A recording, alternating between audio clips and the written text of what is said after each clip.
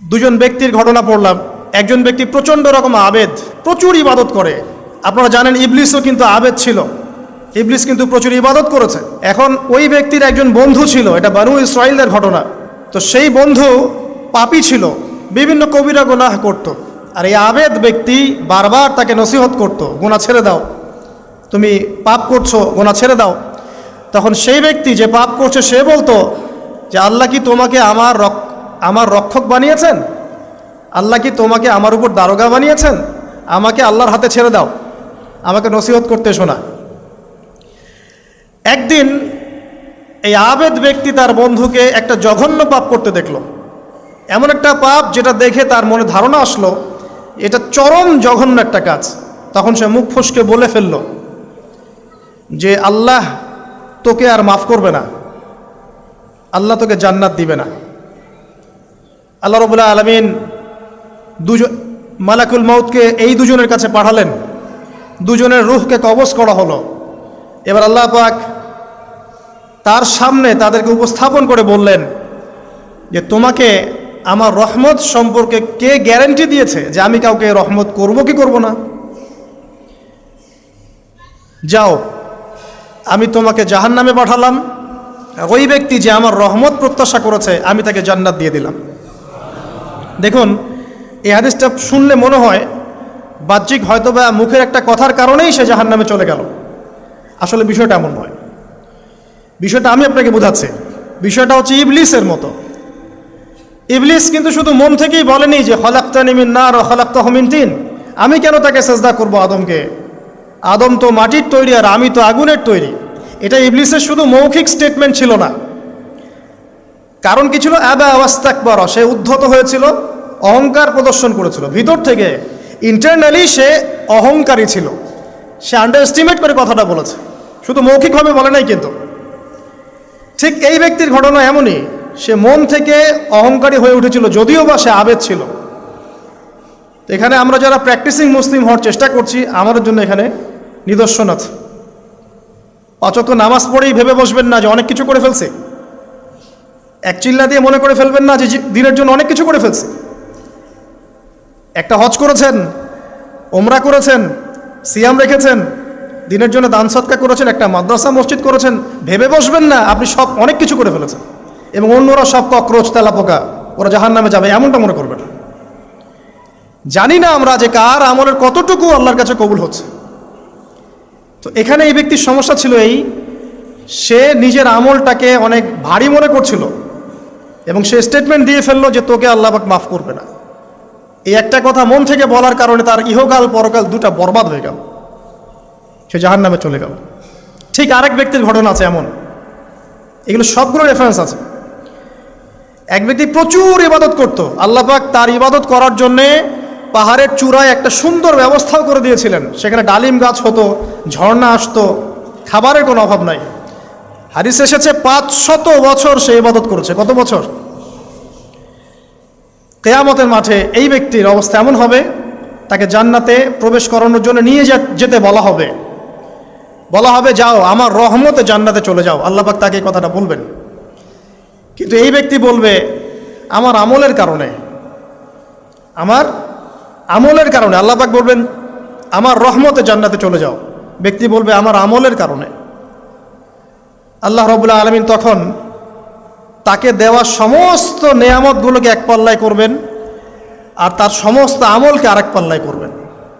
তারপর দেখা যাবে আল্লাহর সমস্ত নেয়ামত তার একটা চোখের সমান হয় নাই। কথা কি বুঝতে পারছেন? একটা চোখের যে নেয়ামত আল্লাহ পাকের, সমস্ত আমল ও 500 বছরের ইবাদত এতটুকু হয়নি। তারপর তাকে বলা হবে ওকে জাহান্নামে নিয়ে যাও। এবার জাহান্নামে যাওয়ার সময় সে বলবে আল্লাহ তোমার রহমতে আমাকে মাফ করে দাও। তখন আল্লাহ পাক তাকে আবার ডেকে নিয়ে আসবেন, বলবেন যে তোমাকে যে আমি ইবাদত করার জায়গা করে দিয়েছিলাম এটা কি তুমি নিজে করেছো না আমি করেছি? সে বলবে আপনি করেছেন। তোমাকে যে আমি সৃষ্টি করেছিলাম তখন কি তুমি কোনো আমল করেছিলে? বলবে না। তাহলে তোমাকে যে সৃষ্টি করেছি আমি, এটা কি তোমার আমলের কারণে? না। তোমাকে সারা দুনিয়াতে এত নেয়ামত দিয়েছি, এটা কি তোমার আমলের কারণে? সে বলবে না। তখন তাকে জান্নাতে প্রবেশ করানো হবে। কিয়ামতের মাঠে এমন অনেক ঘটনা ঘটবে যেটা আমাদের চিন্তার বাইরে। আরেকজন ব্যক্তিকে ডেকে আনা হবে, যে ব্যক্তি একটা দুটা নয় বরং 100টা খুন করেছে। সে 99 জন মানুষকে হত্যা করার পর ফতোয়া খুঁজে বেড়াচ্ছিল যে আমার তওবা কবুল হবে কিনা। একজন আবেদের কাছে গিয়েছে। আবেদ আর আলেম কিন্তু এক জিনিস না। আবেদ মানে যে প্রচুর ইবাদত করে, তার জ্ঞান কম, সে শুধু জানে কিভাবে ইবাদত করতে হয়। আলেম হচ্ছে সে যে শরীয়তের গভীর জ্ঞান জানে, আবার ইবাদতও করে। আবার যারা জ্ঞান আছে আমল নাই, সেও কিন্তু প্রকৃত আলেম না। প্রচুর জ্ঞান আছে কিন্তু জ্ঞান অনুযায়ী আমল করে না, সেও কিন্তু প্রকৃত আলেম নন।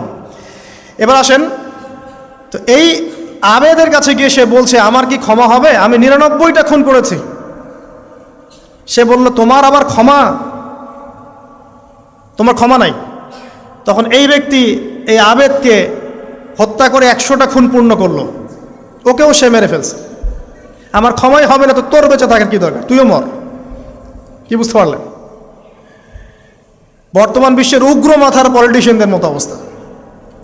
আমার দেশের সমস্যা, তোর দেশ পারমাণবিক বোমের উড়াই দিব, মানে এরকম একটা অবস্থা। তো আল্লাহ রাব্বুল আলামিন এই ব্যক্তির মধ্যে একটা চেতনা তৈরি করলেন যে আমাকে তওবা করতে হবে। সে তখন সার্চ করতে লাগলো আরও কোনো আলেম আছে কিনা। এরপর অনেক দূরে একজন আলেমের সন্ধান পাওয়া গেল। সে সেখানে গেল, তাকে গিয়ে বলল আমার কি ক্ষমা হবে। সে আলেম তাকে বলল হ্যাঁ তোমারও ক্ষমা হতে পারে, যাও তুমি ইস্তেগফার করো এবং এই এলাকা থেকে অন্য এলাকায় চলে যাও। মানে যে এলাকায় তুমি অনেক দিন ছিলে, যেখানে তুমি অনেক পাপ কাজ করেছো, এখানে থাকার দরকার নাই। তওবা করে তুমি অন্য কোথাও চলে যাও, নতুন একটা জীবন শুরু করো। এখানে থাকলে হবে কি, তোমার স্মৃতিগুলো তোমাকে তাড়িয়ে বেড়াবে এবং মানুষ তোমাকে খারাপ নজরে দেখতেই থাকবে, তুমি তখন কষ্ট পাবে। এই জন্য তুমি চলে যাও। তো চলে যেতে যেতে সে রাস্তায় ইন্তেকাল করে। এবার তার রূহ নিবে কে? এই জন্য দুদল ফেরেশতা আসছেন, জান্নাতি এবং জাহান্নামী। তাদের মধ্যে বাক বিতরটা হচ্ছে কে রূহ নিয়ে যাবে। তো জাহান্নামের ফেরেশতারা বলছেন সে এতগুলো খুন করেছে, তার রূহটা আমরা নিব। আর জান্নাতি ফেরেশতারা বলছেন না, সে তওবা করতে এসেছিল, অতএব সে আল্লাহর অভিমুখী হয়েছে, তার রূহটা আমরা নিব। আল্লাহ পাক এখানে একটা কৌশল করলেন। আল্লাহ পাক ফেরেশতাদেরকে বললেন তোমরা রাস্তাটাকে পরিমাপ করে দেখো, যেদিকে যাচ্ছিল তার পরিমাপ বেশি নাকি যেখান থেকে এসেছে ওর পরিমাণ বেশি। আল্লাহ পাক জমিনকে আদেশ করলেন হে জমিন তুমি প্রশস্ত হয়ে যাও। এবার পরিমাপ করে দেখা গেল সে তওবার দিকে আসছিল, এর পরিমাণটা বেশি। এই একটা কাজের ওসিলা আল্লাহ পাক তাকে মাফ করে দিলেন। মনে রাখবেন এটা মৌখিক বিষয় ছিল না, সে মন থেকে ভিতর থেকে কিন্তু সে আল্লাহর প্রতি অনুগত হয়েছিল। এই মনের বিষয়টা আল্লাহ ছাড়া কেউ জানে না। আপনি দেখতে পারেন সমাজে অনেকে দাড়ি টুপি পাগড়ি জুব্বা সব লাগিয়ে ঘুরছে, তো বিশ্বাস করেন তাদের মনটা এমনও হতে পারে যে জানোয়ারের চেয়েও কুৎসিত, এমনও হতে পারে। আবার আপনি দেখবেন সমাজে এমন অনেক মানুষ ঘুরছে যারা হয়তো অনেক পাপে লিপ্ত মনে হচ্ছে, কিন্তু মনের মধ্যে সততা আছে। আর যার মনের মধ্যে সততা আছে আল্লাহ বা কোনো না কোনো দিন ইনশাআল্লাহ তাকে হেদায়েত দিবে। এটা আমরা আমাদের অভিজ্ঞতা থেকেও দেখেছি। এমন অনেক মানুষকে আমরা দেখেছি যে ড্রাগ অ্যাডিক্টেড ছিল, মিউজিক করেছে, হারাম সম্পর্কের মধ্যে ছিল, নামাজ ঠিক মতো পড়ে নাই, কিন্তু যখনই আল্লাহর কথা আলোচনা হতো দেখতাম সে খুবই শান্তভাবে মন থেকে কথা শুনছে। এই কথা শুনতে শুনতে শুনতে একদিন মাশাআল্লাহ এখন দেখবেন যে চিল্লা দিয়ে বেড়াচ্ছে বিভিন্ন মসজিদে। আল্লাহ হেদায়েত দিয়েছে, সব ছেড়ে দিয়েছে। এরকম মানুষের অভাব নাই কিন্তু সমাজে। তো এখানে আল্লাহ পাকের রহমত বা দয়ার একটা উজ্জ্বল দৃষ্টান্ত দেখতে পারবেন। ঠিক এরকম আরও একটা ঘটনা আছে বনু ইসরাইলের। এক ব্যক্তি এত পাপ করেছে যে শেষে মৃত্যুর সময় সে সন্তানদেরকে ডাকছে, ডেকে বলছে যে আমি যখন মারা যাব আমার লাশটাকে তোমরা কবর দিও না, যদি আল্লাহ পাক আমাকে ধরতে পারেন তাহলে খবর আছে আমার। কি করতে হবে? সে বলছে যে আমার দেহটাকে তোমরা পুড়িয়ে ফেলবে এবং পুড়িয়ে ফেলার পরে ছাইগুলোকে একত্রিত করবা, করে অর্ধেক ছাই সমুদ্রে ভাসিয়ে দিবা, অর্ধেক ছাই বাতাসে উড়িয়ে দিবা। সন্তানরা তাই করলো। মৃত্যুর পর আল্লাহ পাক এই সমুদ্র এবং জমিনকে বাতাসকে আদেশ করলেন যে তোমরা ছাই জড়ো করে দাও। আর মানুষ আর জিন আল্লাহর কথা না শুনলেও এই প্রকৃতি আল্লাহ পাকের কথা শোনে। বিজ্ঞান বলে প্রকৃতি থেকে সব হচ্ছে।